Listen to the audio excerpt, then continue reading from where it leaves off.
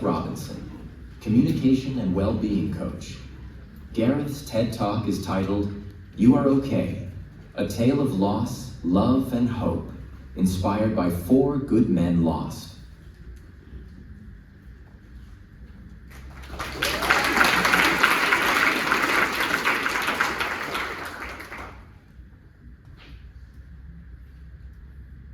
You just need to be a little bit patient while they get the presenter mode up. Awesome, thank you. Thank you. If you take nothing else from this slide, I hope you'll appreciate the variety of hairstyles. Everything from bowl cuts, mullets, to mohawks. But it's hard to beat my brother's glorious mane in that bottom left picture, sitting behind myself and one of my best mates, Rich, looking like a cross between Patrick Swayze from Dirty Dancing fame and Mel Gibson's William Wallace from Braveheart. Sticking with the movie theme, unlike the 90s romantic comedy 4 Weddings and a Funeral, my story could be called 4 Funerals and a Wedding, a tragic romance. That story is told here in the faces of 4 good men. Top centre, Hamish, showing off his big guns in one of his favourite singlets, the first to leave us in 1993. Next to him, my brother, the last of 4 good men lost. To their right, Reese, gone in 2019. And next to Reese, Rich again, this time in a picture taken with me in Auckland over 30 years after that earlier picture, gone less than a year later. The thing that hits me though when I look at these pictures is, how did a happy kid in those awesome matching jean suits, top left, how did he end up putting himself in a coffin down there? I believe part of the answer lies in the conversations he had with himself, and in a dialogue that could have been kinder, which brings me to my topic today.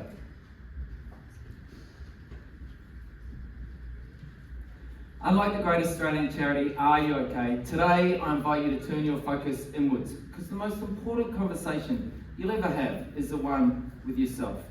Inspired by my brother and close friends, today I'm going to be sharing some life lessons and 4 simple daily actions we can all try to positively shift our inner dialogue.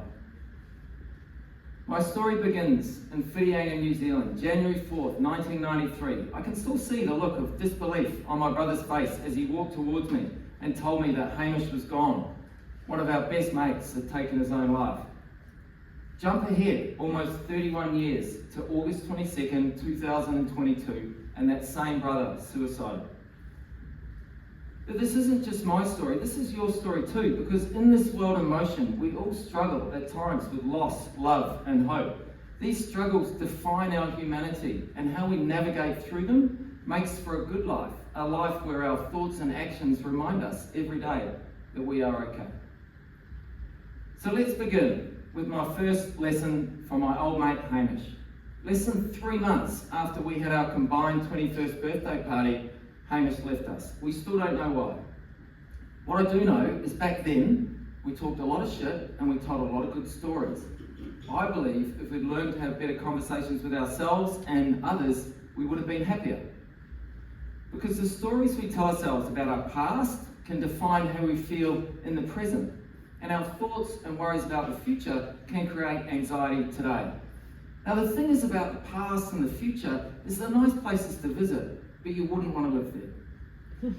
One technique that's been helping me lately reframe my past is to remind myself that just as this world is constantly in motion, so is my body. And if my body's constantly changing, then my brain can too.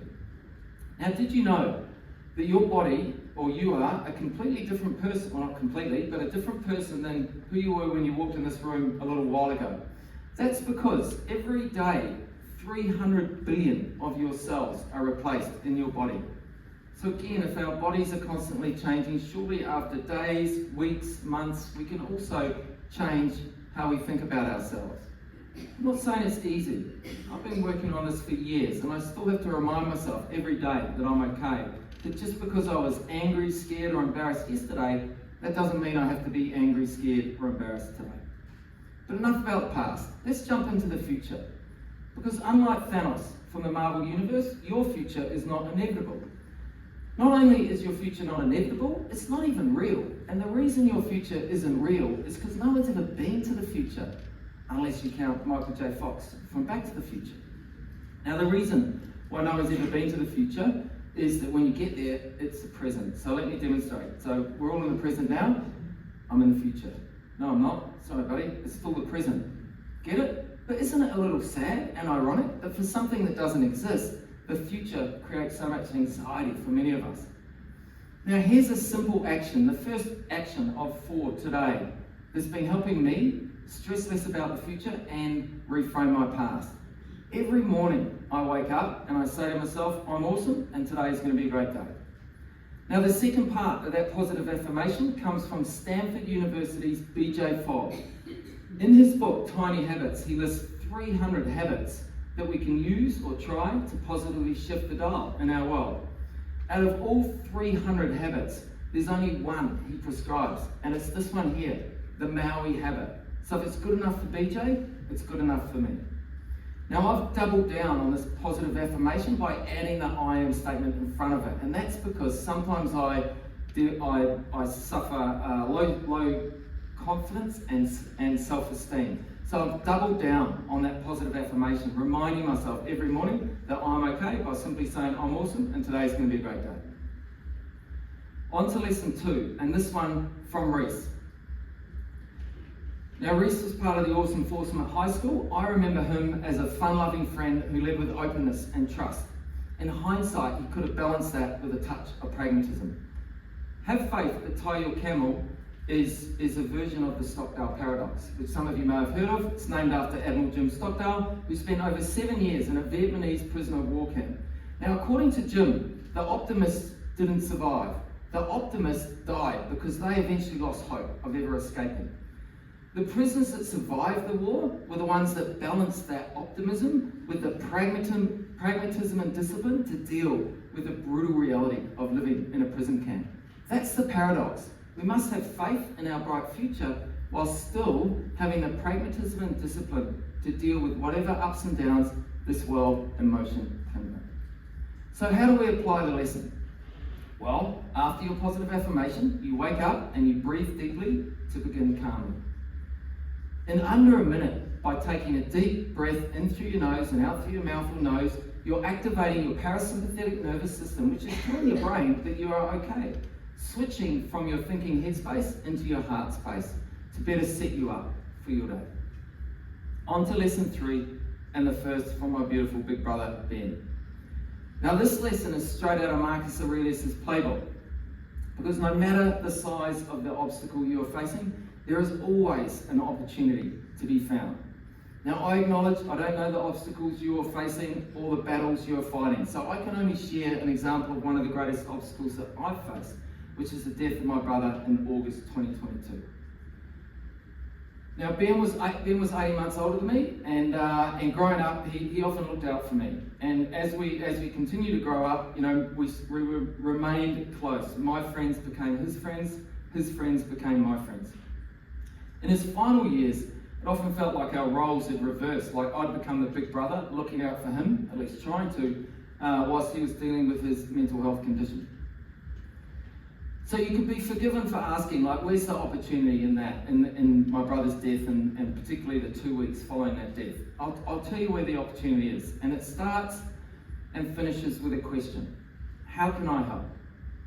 Because when the obstacle feels insurmountable, the current you're swimming against too strong, you can lean into service, and by serving others, ultimately, you serve yourself. So in that crazy 2 weeks following my brother's death, I prioritised my parents, my family, my brother's family, his wife and kids, and his friends, and by giving to others, ultimately, I gave to myself. Some of you may be wondering why there's a sandwich on the screen. I'll tell you why. Because life at some point will deliver a shit sandwich to your doorstep. And if it hasn't yet, don't worry, at some point it will. And the idea is that no matter the shit sandwich that life delivers to your doorstep, there is always an opportunity to be found within it. And you can find that opportunity through service. Moving on to lesson 4 of 6, and the second from my brother. Now, for this lesson, I'm going to read a bit of prose from A.A. Milne from Winnie the Pooh fame. It wasn't long after my brother's death that a good friend shared this with me. And when I read this bit of prose, like I choked up because I realised with my brother that often I was trying to fix him rather than simply being with him. So here goes. Today was a difficult day, said Pooh. There was a pause. Do you want to talk about it? Asked Piglet. No, said Pooh after a bit. No, I don't think I do. That's okay, said Piglet. And he came and sat beside his friend. What are you doing? Asked Pooh. Nothing really, said Piglet. Only I know what difficult days are like. I quite often don't feel like talking about it on my difficult days either. But goodness, continued Piglet, difficult days are so much easier when you know you've got someone there for you. And I'll always be here for you, Pooh.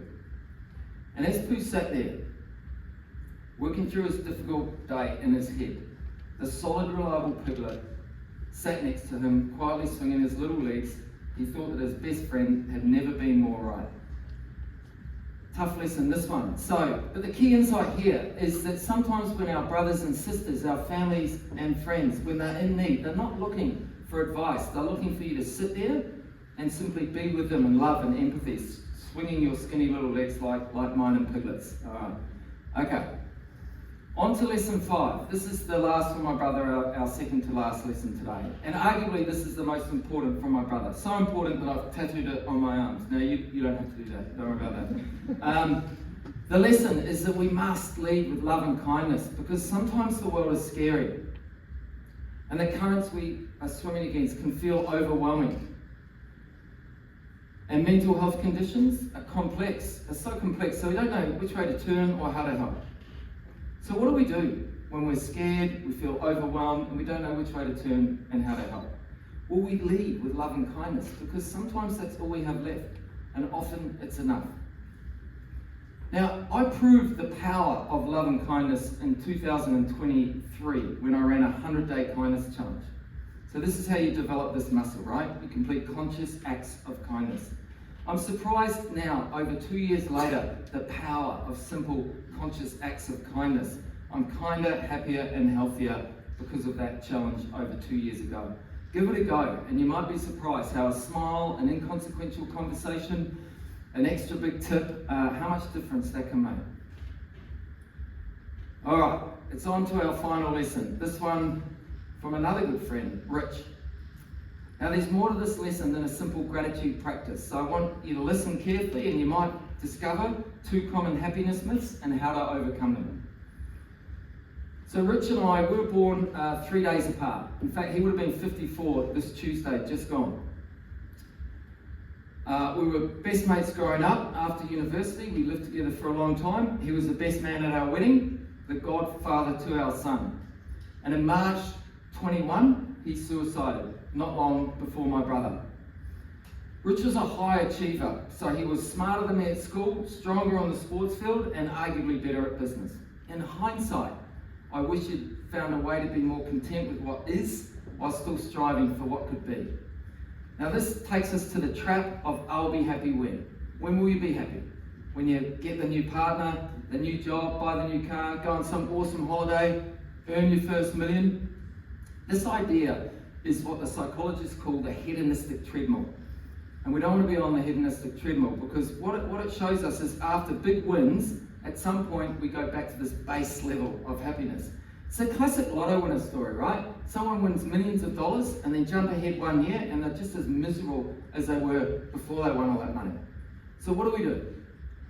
The short answer is we treat happiness like sunshine and parenting, a full spectrum experience. Dr. Tal Ben-Shahir, a world-renowned happiness expert, tells us when we chase happiness, we treat it like the sun. We don't stare directly at it. Instead, we look through a prism and see all the colours of the rainbow. So rather when chasing happiness, fixating on the destination, looking at the sun, the recommendation is to take an indirect route, look through a prism and see all the tiny delights from your everyday life. Now I've built on Dr. Tal's analogy because just as sunlight brings colour and warmth, it also creates shadows, which brings me to parenting. Here's a question for the parents in the room. I want you to think back to before you had kids. Was your life less stressful or more stressful? Don't answer that.